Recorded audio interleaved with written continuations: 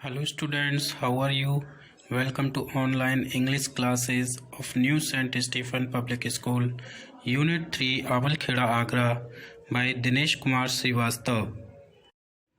Hello students, in this video, today I will explain you the third lecture and the last lecture of the chapter. We are not afraid to die if we can all be together. The writer of this chapter are Gordon Cook and Ellen East. Students, अभी तक मैंने आपको बताया था कि जो narrator है उसकी वाइफ मैरी और दोनों क्रूमैन जो थे दोनों ही काफ़ी स्ट्रगल कर रहे थे अपने जहाज़ को बचाने के लिए और जो आइल एम्स्टर्डम है वहाँ तक पहुँचने के लिए, लेकिन ऐसा पॉसिबल नहीं हो पाया। और जब शाम के समय मैरी और नरेटर दोनों साथ बैठे हुए थे तो वो सोच रहे थे कि हमारा अंत बहुत ही निकट आ चुका है। तो देखते हैं इसके बाद। But Wave Walker rode out the storm and by the morning of January 6 with the wind easing I try to get a reading on the sextant. यानी लेकिन जो हमारा वेव वॉकर था रोड आउट द स्टॉर्म, यानी जो तूफान था उसमें से किसी तरह से चलता रहा। और जनवरी 6 की मॉर्निंग को जब जो विंड थी वो थोड़ी सी ईज हो गई, यानी थोड़ी सी धीमी हो गई, तो मैंने जो सेक्सटेंट होता है, सेक्सटेंट क्या होता है, ये एक इंस्ट्रूमेंट होता है जो एंगुलर डिस्टेंस होती है उसको मेजरमेंट करने के लिए उसका, तो मैंने उस पर जा कर के जो रीडिंग होती है उसको प्राप्त करने की कोशिश की। Back in the chart room, वापस चार्ट रूम में जाकर I worked on wind speeds. मैंने जो विंड स्पीड्स थी उस पर मैं वर्क करने लगा। जो विंड की स्पीड होती है, चेंज ऑफ कर्स, जो कर्स माने जो रास्ता है उसमें जो परिवर्तन होता है, ड्रिफ्ट पानी का जो बहाव है उस समय, एंड करंट और जो धारा है, in an effort to calculate our position. इन सब का मतलब मैं अध्ययन करने लगा जिससे मैं अपनी जो पोजीशन है उसको कैलकुलेट कर पाऊँ कि आखिरकार हम हैं कहाँ। The best I could determine was that, यानी जो कुछ भी मैं डिटरमाइन कर पाया वो सिर्फ यही था कि we were somewhere in 150,000 kilometres of ocean, कि हम ओशन में जो कि लगभग 150,000 किलोमीटर्स का है उसमें हम कहीं पर हैं। Looking for a 65 kilometre wide island, और हम लगभग 65 किलोमीटर के एक चौड़े आइलैंड को ढूंढ रहे हैं। बस इतना ही मुझे पता चल पाया। वाइल आई वॉज थिंकिंग, जब मैं बैठा बैठा ये सब सोच रहा था, सू मूविंग पेनफुली, तभी जो सू है मूविंग पेनफुली मैंने बड़े ही दुख से, बड़े ही कष्ट से, यानी उसको पेन हो रहा था। उसके फोरहेड पर मैंने आपको बताया था कि एक गुमट बन गया था, स्वेलिंग हो गई थी। वो जॉइंट में वो मेरे पास आकर बैठ गई। The left side of her head, उसके हेड की जो लेफ्ट साइड थी वॉज नाउ वेरी स्वेलन, वह अब बहुत ज़्यादा सूज चुकी थी। And her blackened eyes narrowed to shields, और उसकी जो काली काली आँखें थीं वो नैरो होकर, यानी बहुत ही स्वेलिंग की वजह से, जैसे स्वेलिंग हो जाए आइज़ के इधर उधर तो आइज़ कैसी हो जाती हैं, बहुत ही कम दिखाई देने लगती हैं। स्लिट यानी एक दरार जैसी बन गई थी, यानी वो आंखें नहीं दिख रही थी, एक छोटी सी पतली रेखा सी नज़र आ रही थी। She gave me a card she had made, और तभी उसने मुझे एक कार्ड दिया जो उसने बनाया था। On the front she had drawn caricatures of Mary and me with the words, और उस कार्ड के फ्रंट पर उसने क्या किया था, मैरी और मेरे दोनों के कैरिकेचर्स ड्रॉ किए थे। कैरिकेचर्स क्या होते हैं, एक तरह के कार्टून होते हैं, है ना, विद द वर्ड्स, और साथ ही साथ उसमें ये वर्ड्स भी लिखे थे, here are some funny people, कि ये कुछ फनी पीपल हैं, बहुत ही विचित्र लोग हैं। Did they make you laugh, क्या उन्हें देखकर आपको हंसी आती है। I laughed a lot as well, मैं तो बहुत ज़्यादा हंसी। इनसाइड वॉज अ मैसेज, और उस कार्ड के अंदर एक मैसेज था। Oh how I love you both, oh मैं तुम दोनों को कितना प्यार करती हूँ। So this card is to say thank you, तो ये जो कार्ड है वो आप दोनों को थैंक यू कहने के लिए। And let's hope for the best, और आओ हम बेस्ट की होप करते हैं, यानी सबसे अच्छा होने की उम्मीद करते हैं। Somehow we had to make it, और किसी न किसी तरह हम इसको पा ही लेंगे, यानी ये कर ही लेंगे। तो इस तरह से दोनों ने सू ने उसका उत्साह बढ़ाया, अपने फादर का, अपनी माँ का, I checked and rechecked my calculations. फिर मैंने अपनी जो कैलकुलेशंस थी उनको फिर चेक किया, फिर रीचेक किया, बार बार मैं चेक करने लगा। We had lost our main compass. हम अपनी जो मेन कंपास थी उसको तो हम खो चुके थे। And I was using a spare, और मैं एक हमारे पास जो स्पेयर यानी फालतू कंपास थी मैं उसको यूज़ कर रहा था, which had not been corrected for magnetic variations, जिसको मैग्नेटिक वेरिएशन, ये जो मैग्नेटिक जो वेरिएशन यानी परिवर्तन होते हैं चुंबकीय, तो उन चुंबकीय परिवर्तनों के लिए उसको करेक्ट नहीं किया गया था। I made an allowance for this, और मैंने इसके लिए एक गुंजाइश रखी। अलाउंस का मतलब गुंजाइश से है। And another estimate of the influence of the westerly currents which flow through this part of the Indian ocean, और मैंने जो इन वेस्टर्ली जो करेंट्स हैं यानी पश्चिमी जो करेंट्स हैं, धाराएं हैं, उनके प्रभाव का एक अनुमान लगाया, जो वेस्टर्ली करंट जो कि इंडियन ओशन के उस पार्ट में बहती थी, फ्लो होती थी।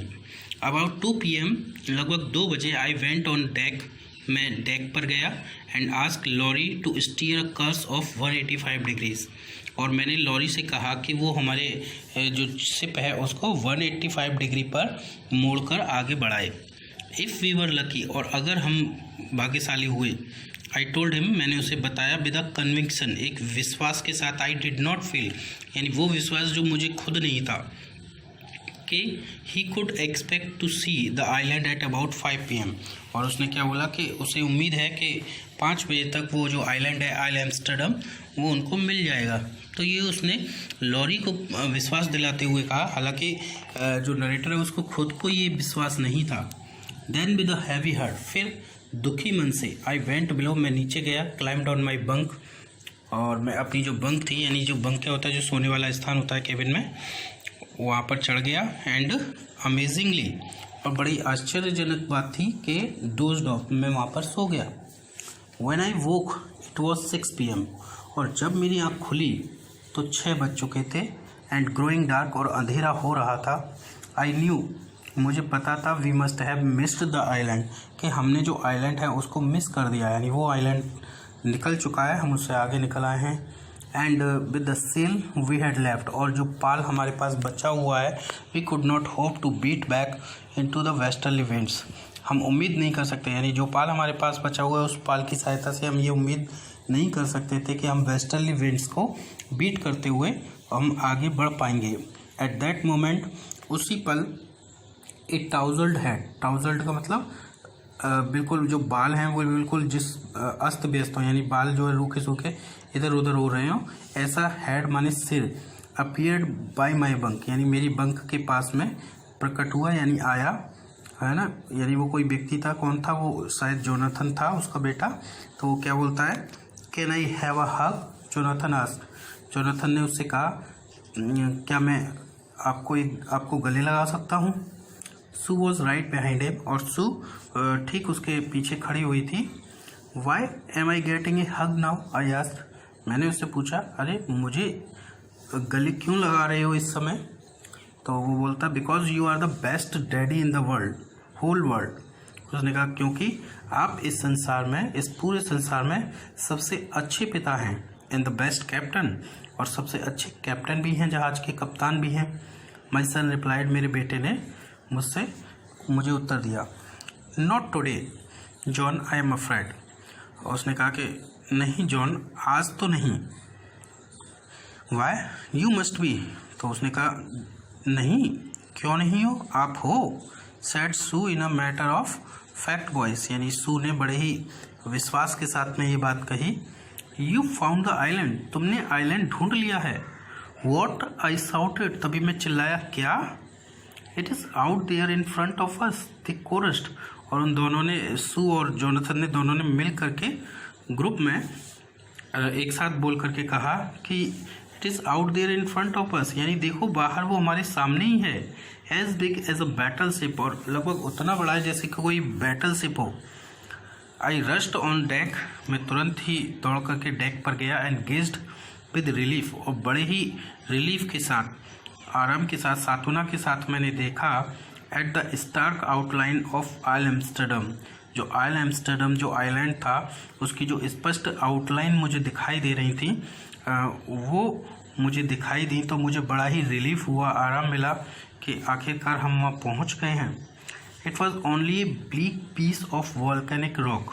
और ये जो आइल एम्स्टर्डम था वो क्या था, वो केवल एक ब्लीक का मतलब वीरान सा, उजाड़ सा एक टुकड़ा था किसी वॉल्केनिक रॉक का, यानी ज्वालामुखी पर्वत का एक छोटा सा टुकड़ा था, हिस्सा था। विद लिटिल वेजिटेशन, जहाँ पर थोड़ी सी वेजिटेशन थी, यानी ये नाम मात्र के लिए वेजिटेशन थी, ज़्यादा वेजिटेशन नहीं थी। The most beautiful island in the world, लेकिन अभी वो मेरे लिए इस संसार का सबसे सुंदर आइलैंड था। हालांकि वहाँ पर कुछ भी नहीं था, उसे उजाड़ पीस एकदम उजड़ा हुआ वीरान सा दिख रहा था, लेकिन फिर भी वो कहता है कि वो मेरे लिए संसार का सबसे सुंदर आइलैंड था।